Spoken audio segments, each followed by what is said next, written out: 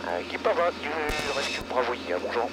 Rescue Bravo India, bonjour. Super Prenant, décollé de Lyon, on arrive bientôt en Tarn-Viroise pour transiter direct vers le bâtiment et le transport de A430 300 pieds sol. Reçu.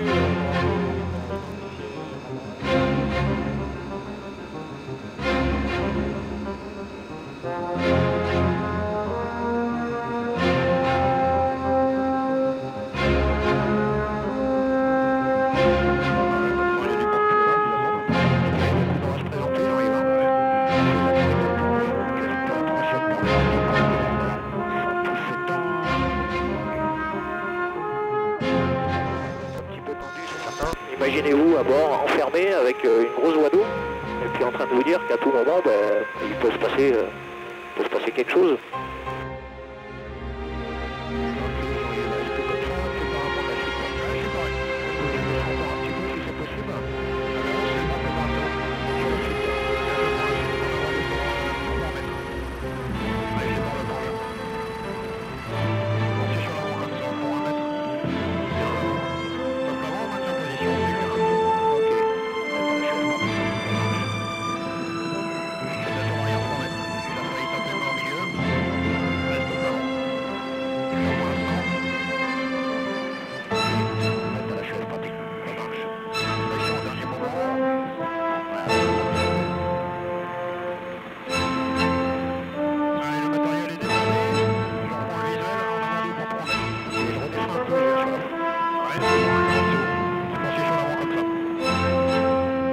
On voit bien qu'il a travaillé la fameuse brèche sous le canot orange là qu'on voit. Voilà, on voit que ça a travaillé maintenant. S'il a tenu toute la nuit, c'est pas vrai.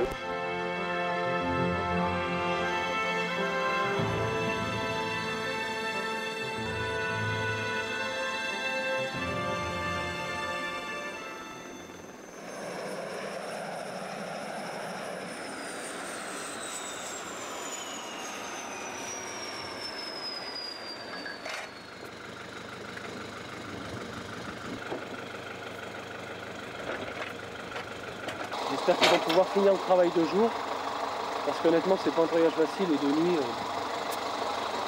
je sais pas. Mais bon là ils sont dessus, donc le but c'est de passer l'armor, ils vont finir le travail de jour et puis ensuite on va voir pour la suite des événements. Mais l'équipage est tiré d'affaire. Bravo les gars. On va mettre la montre. Tu vois le retour sur la montre. Bah voilà, t'es comme ça. Ouais, en fait, c'est ça, vous voyez, c'est le mouvement, vous aviez le mouvement inverse du bateau. Il va y avoir 1, 2, 3, 4, 5, 6, peut-être 7 ou 8 containers remplis les uns au-dessus des autres. Plus la hauteur du bateau qui doit faire 12 mètres d'eau. Ouais, c'est peut-être ça. Donc ça fait immense comme impression, on a l'impression de travailler sur un immeuble qui bouge.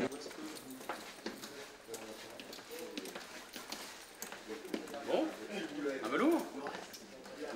Ouais. Oui. Oui, ça marche. Voir les textes.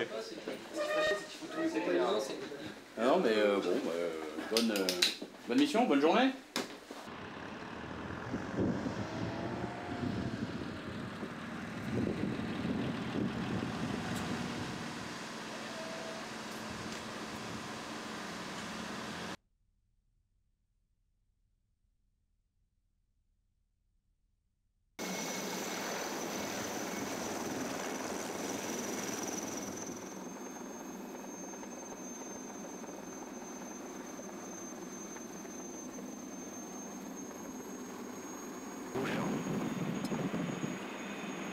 Il a pris un peu de ballon, je vais le laisser. Il faudrait presque que tu le fasses sur la, on verra là-bas, mais sur la passerelle côté tribord à 7-8 heures. C'est ce que je vais faire. Hein. Tu vois ce que je veux dire? Ouais. Moi, ce qui m'impressionne, c'est qu'il tire souvent à 45 degrés. Exactement. Le bateau, il navigue derrière. Je sais pas, pareil, je comprends pas. Ouais, ben ça doit être dû à son gouvernail que pareil.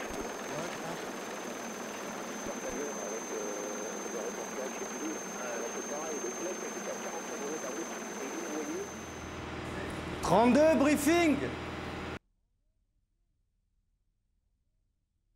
Bon non messieurs, bonjour. Donc la météo, on a l'anticyclone qui se décale progressivement sur l'est, ce qui fait qu'on a une série de fronts qui remontent du sud-ouest vers la Bretagne.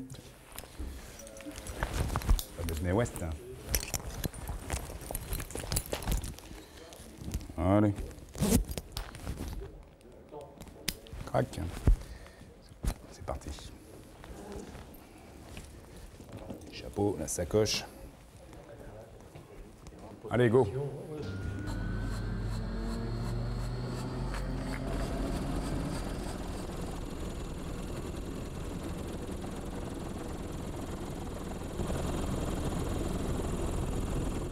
On a toujours un peu l'appréhension de partir en vol. Il suffit simplement de s'installer aux commandes de l'hélicoptère, de se sangler, et à la première mise en route du moteur, c'est terminé. On est à fond dans notre métier et l'appréhension disparaît immédiatement.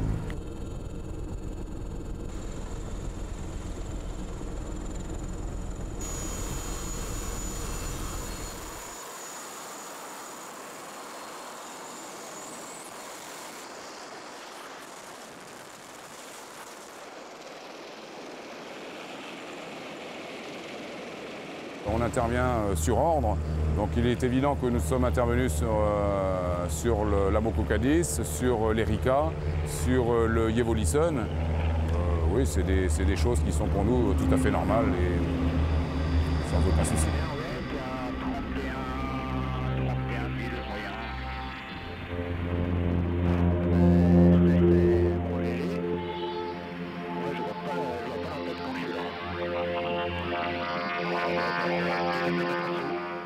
Ouais, c'est pas à prendre la suite. Hein. Bah, on va d'abord essayer de tenir un stationnaire et puis après on verra comment on dépose le merdier, ok? Ouais, ça marche.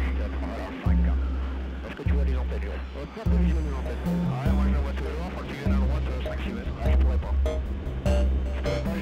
J'ai complètement... Alors on ira sur l'avant là, dans l'axe comme ça. C'était vraiment des conditions extrêmes dans lesquelles on ne pouvait pas faire. Donc nous sommes revenus sur le terrain avec une mission non effectuée. Mais avec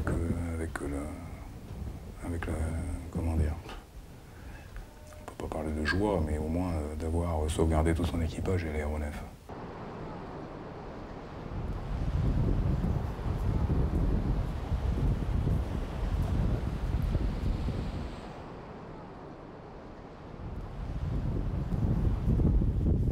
Les grosses chaleurs encore. Hein, la mort d'un naufragé ou l'échec en sauvetage, c'est quand même assez dur à vivre parce qu'il faut pouvoir se remettre en question pour les futures missions. Mais on ne se fixe pas là-dessus parce que sinon on ne travaillerait plus. Hein. Il y a pas mal de ballons, hein. Il roule en plus. Hein. Regarde sur l'arrière 3 mètres.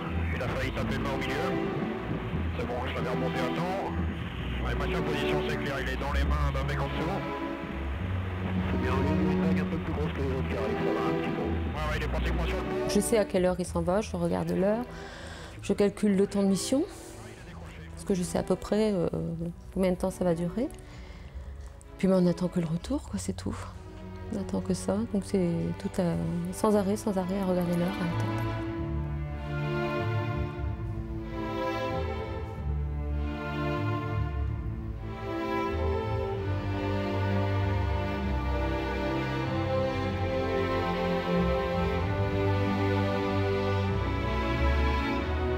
C'était tous des copains, oui. C'était tous des copains. Là, c'était pendant une opération de sauvetage. C'est un plongeur, un jeune plongeur qui venait d'être qualifié sauvetage et qui est passé sous une voilure d'un pilote de crusader qui s'était éjecté. Et puis il s'est noyé sous le parachute. Donc là, ils se sont crashés suite à un retour d'une mission à Ouessant. Mais on n'a jamais trop su ce qui s'était passé en fait.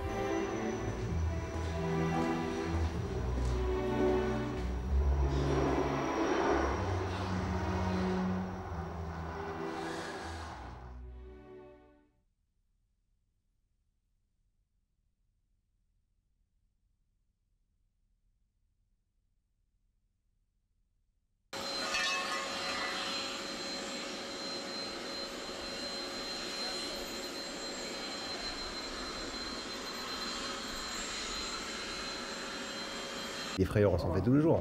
On ne prend pas un avion pour aller se promener d'ici à Quimper et retour. On prend un avion parce qu'on est dans des situations qui sont déjà limites, parce que les gens qui sont en mer naviguent dans des situations qui sont déjà limites pour eux, et on est là pour assurer leur sécurité. Donc forcément, quand on sort, c'est jamais une partie de plaisir. Est-ce qu'on a des précisions pour la recherche en mer du ça? Donc c'est, comment, je sais plus le nom du petit bled, Logonadaoulas, voilà.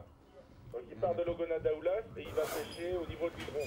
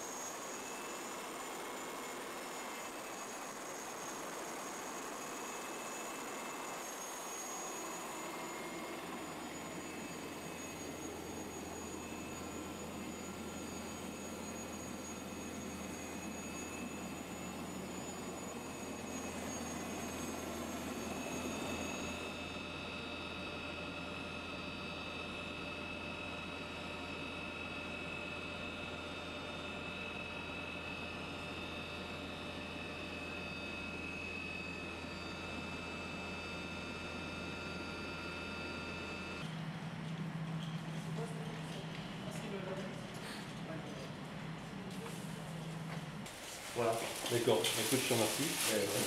Et puis bon, on a un scanner à faire de la tête. Bon. C'est bien quand c'est fini. Hein. Chaud. Désolé.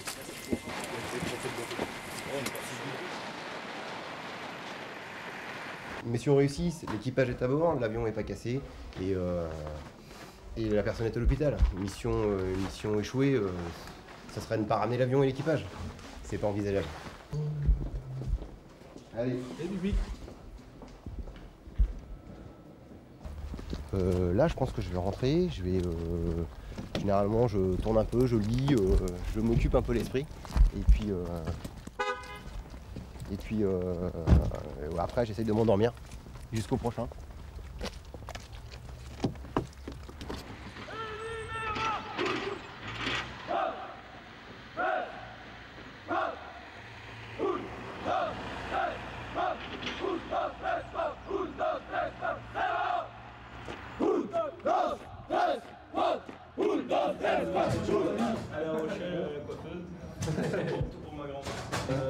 Une belle machine. Ah ouais, bien sûr, c'est impressionnant. La mission est magnifique. La mission est très belle. Je suis sorti beaucoup de concours en montagne, gendarmerie, sécurité civile. Nous, on est dans le concret, donc on est forcément moins tendu et on est concentré sur quelque chose. Elle, la seule chose qu'ils peuvent faire, c'est penser, s'imaginer quelque chose. S'imaginer la situation, donc c'est sûrement beaucoup plus difficile pour elle à vivre. Et qui plus est, il y a toute la vie de famille à organiser à côté de ça, quoi.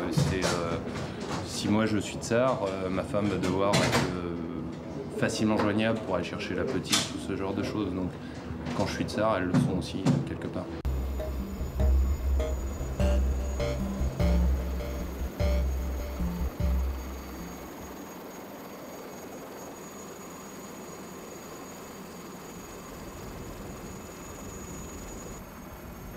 Fondation Clément, vous pouvez passer vite, de quoi ça? Tropic, this is the Capital Supply. Go ahead, sir. Yes, good morning, sir. Could you give me your present position, please, sir? Present position, latitude 48 degrees, 52.3 north, longitude 005 degrees, 05.1 west. Oui, d'accord. T'as fait la manette?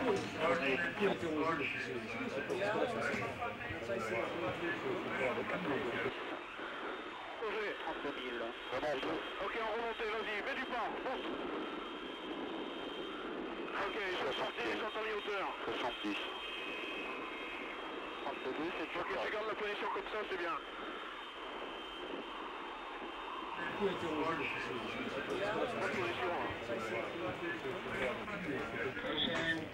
Oui, bien sûr, on a ça. Les images des, ouais. des chalutiers. il y aura des conditions dans lesquelles on ne pourra pas faire de prise de remorque parce que la mer sera beaucoup trop mauvaise ou parce que le navire tout simplement ne pourra plus. Lorsque vous parlez donc de navire poubelle, oui en effet, des fois un navire, si on passe une remorque et qu'on commence à tracter, on va casser le bateau, on va arracher donc les pièces d'amarrage. Attention, doucement, doucement. Essaie de tenir. Putain, la manche. C'est court, elle tire là. Ça tire là. Hop.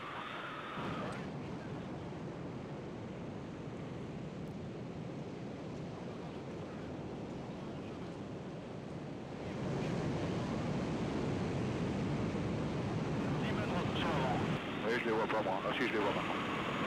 En avant de toujours. Oh la vache. Putain. 1, 2. Là ça donne hein les mecs hein. Ok, là c'est bien comme ça, bonne position. Oh putain. Salut.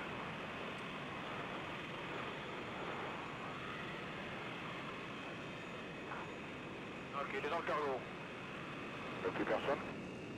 Oui, ça c'est chaland.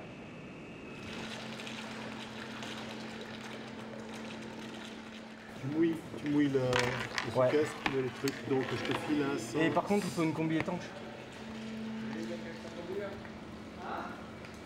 En fait, en cas de crash, les gestes qu'on va leur apprendre là, pour l'évacuation cabine, doivent devenir des réflexes. C'est une sorte de mécanisme après qui se met en place petit à petit. Action vitale, on vient décrocher son cordon, on vient percuter sa porte, le coup de coude dans la porte pour la chasser, et on vient mettre sa main en référence. On est bien d'accord ?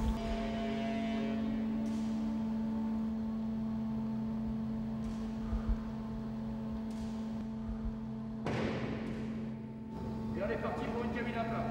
On est parti.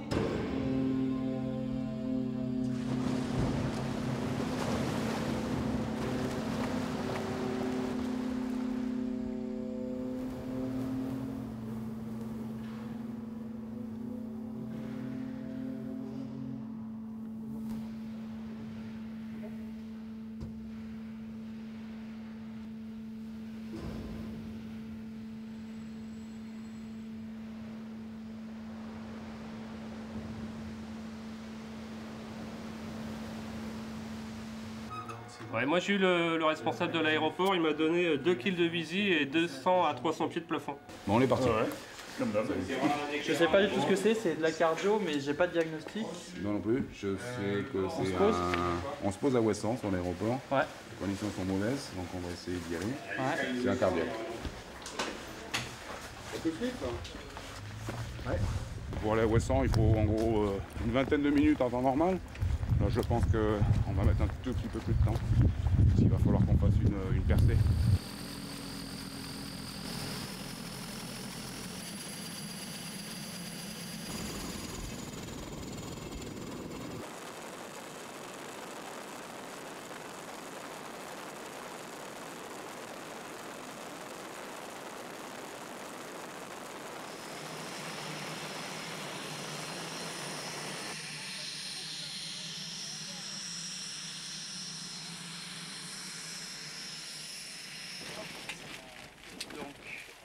Le tracé, tu as une nécrose inférieure avec un sous-décalage et une image au miroir.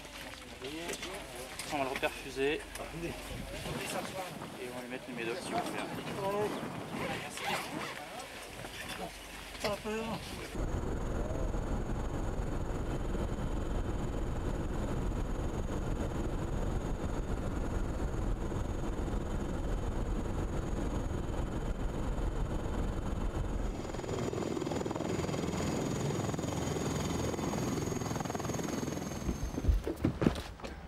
Alors, qu'est-ce que c'était?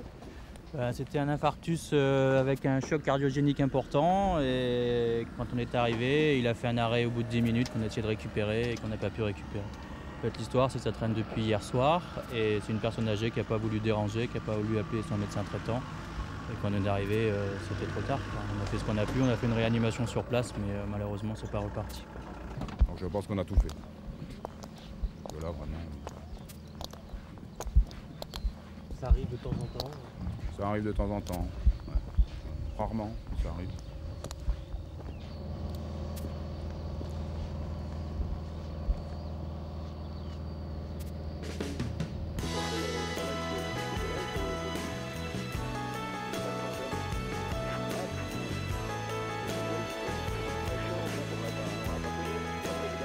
La personne est une personne de 55 ans qui pêche en général du côté de la base du Renard et de la pointe d'Armorique.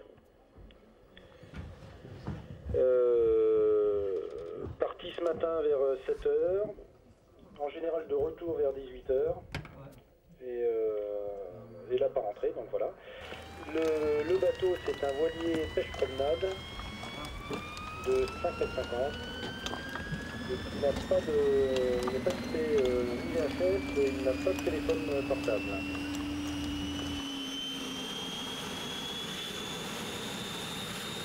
Richard Maurice a été retrouvé. J'ai Richard Maurice. Putain. Richard Maurice le maintenant. Je peux pas rentrer chez moi pour ça. Ça me fait chier quand même. Voilà, ce qu'on appelle un rat bleu. C'est-à-dire, c'est quoi un rat bleu? Bah voilà, on met tout en ordre pour décoller et au moment de décollage on dit on l'a retrouvé. Fin.